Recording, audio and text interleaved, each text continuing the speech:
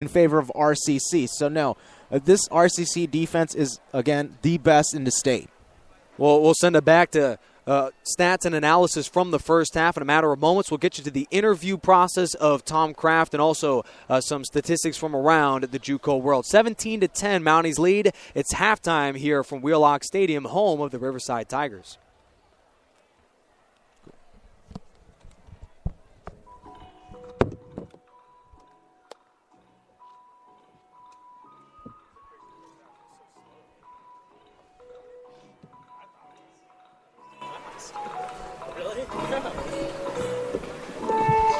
It's going to be a lot slower because RCC plays really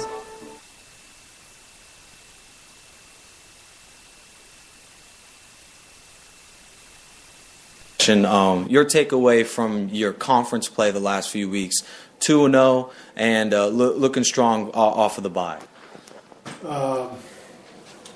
Yeah, I think Nick King's done a great job stepping in now in the starting role at quarterback. And we've gotten a little better up front in the offensive line. We're running the ball a little bit better. I think defensively, we're coming off of two really solid, actually three really solid games. And the bye came at a good time for us because we were able to clean up some things and get to,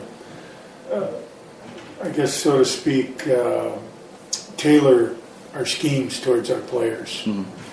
You mentioned the transition from Helinski to King. Has that been a smooth ride for not just King, but obviously Helinski, who was your original starter? Yeah, I think it has. I think Nick's going to get more and more comfortable in that role as he gets more experience, and then the changing of the offense towards his talents.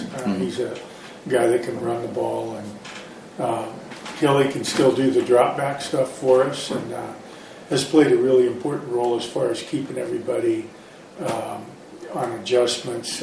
He communicates well in practice. He does a good job during the game. You know, he's not one of those guys that feels sorry for himself or pouts because he's been reduced to the backup role now. And so I like his attitude, and he's been a big help to Nick in the process too.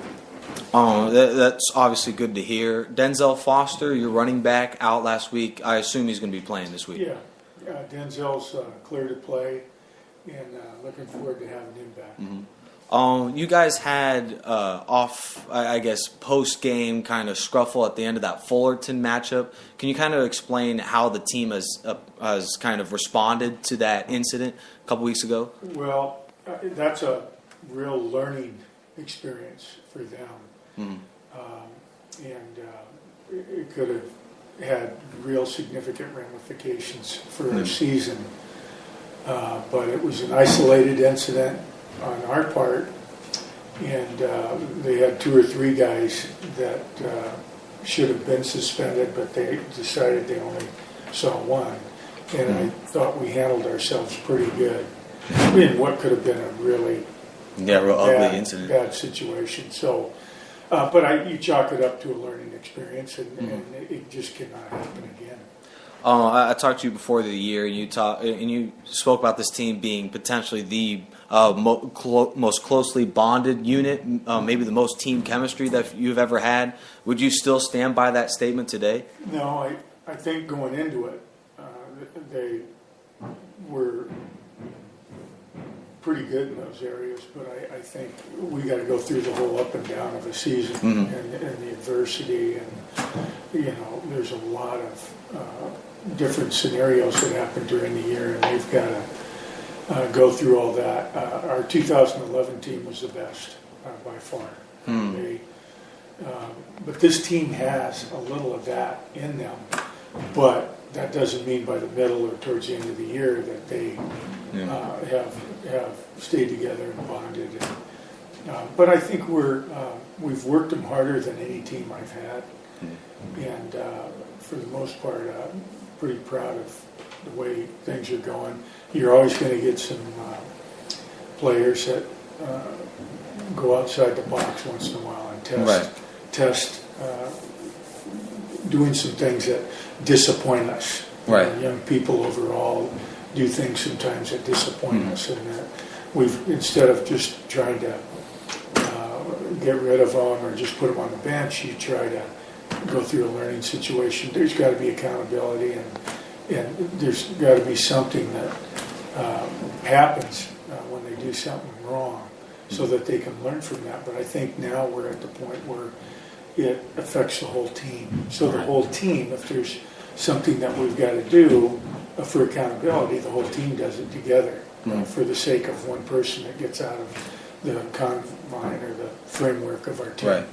And you mentioned that it's been kind of an up and down year, right? Learning curves, of course. Do you feel like this team can build together that chemistry that you had in 2011 this season? You know, I don't know. I think they've always got that potential. You know, we're not going to change our approach and our decorum and the way we do things from a coaching staff, but I've got 5 new coaches too, and you know, to be sitting here and we're past the midway point and we're fighting for a lot of at stake. We're in a good, fortunate situation, and I think every team's a little bit different. We've got a lot of new kids. Majority of our team are new players, and you know, to get them to go in one direction is the big challenge, and then the decorum that you want as a staff. And so we've pushed them, and we've tried to tailor things towards their abilities, and hopefully, you know, they'll keep stacking good practices and keep the focus on trying to be the best that they can be and prepare that way and not worry about what our record is or our score or if we're going to be in postseason. We never, ever think of that, and we never bring that up. Never bring it up. You mentioned this year different than last. I am just a little bit curious, what makes this team different? Like 1 or 2 things that you've seen that kind of makes this team a little bit different than last year. Well, our receivers are different. They're not as experienced. Yeah. So they're on the freshmen. They don't have that experience. Our offensive line doesn't have that experience either. They're all new. All new starters. They're freshmen, and some are sophomores that didn't get to play very much last year. Denzel's one of the guys that's a returning starter and a solid guy, Ryan Ramirez, and they're 2 guys that are playing at an elite level at their position. So, and I think you can look at the defensive side.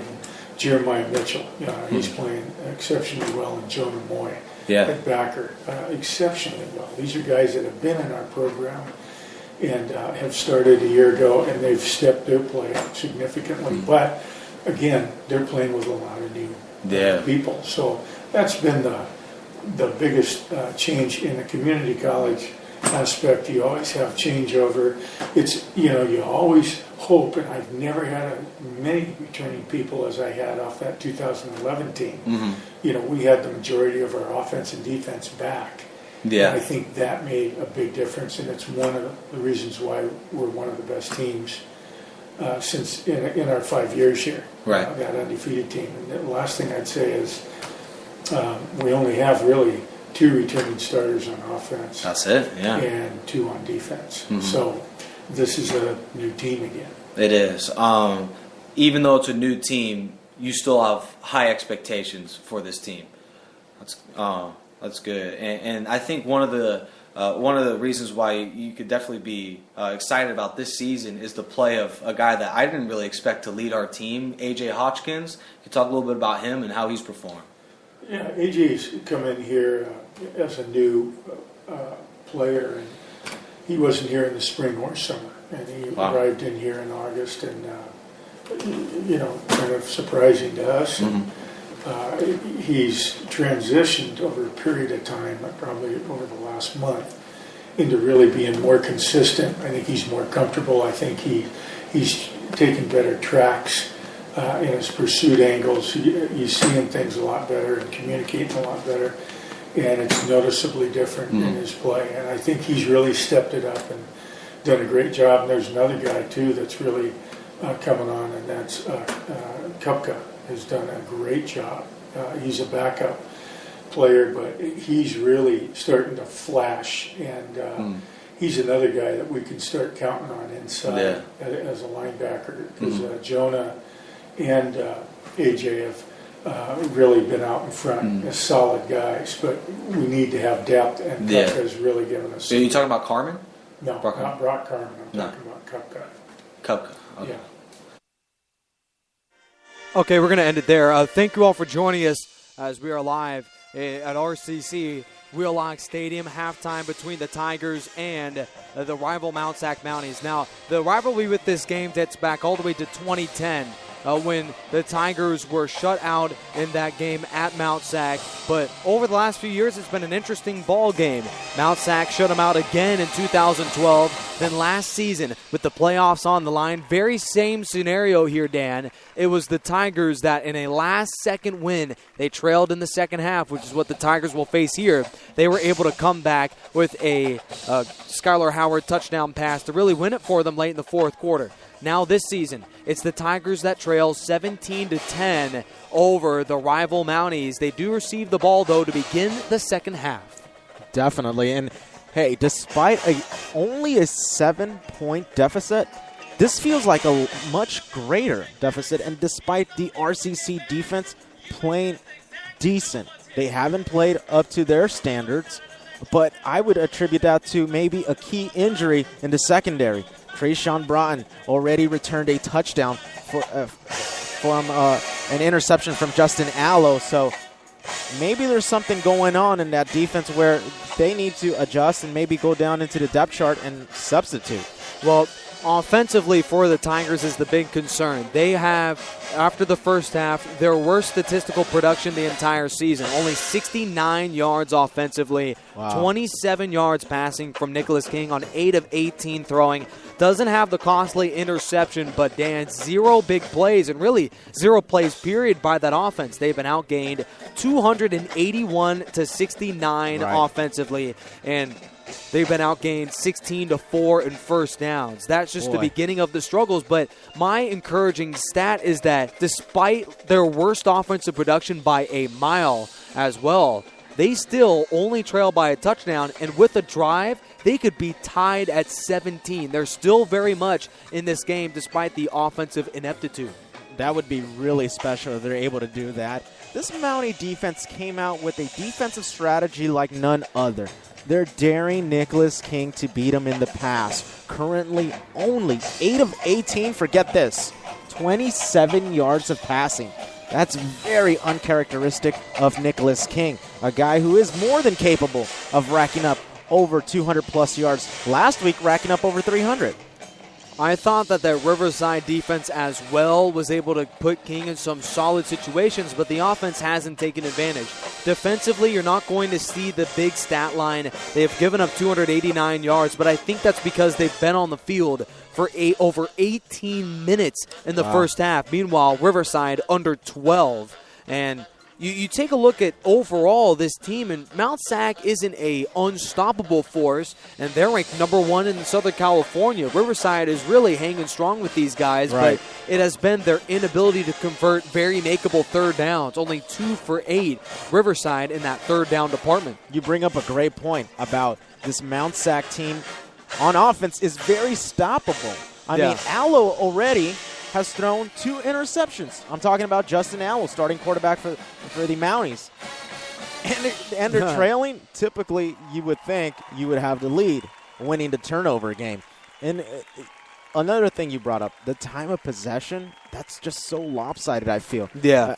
18 minutes on just under 12.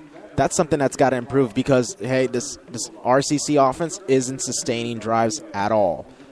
Isaac Whitney, who received his 10th scholarship offer for the Tigers to USC, and he has been one of the best statistical wide receivers in the junior college ranks.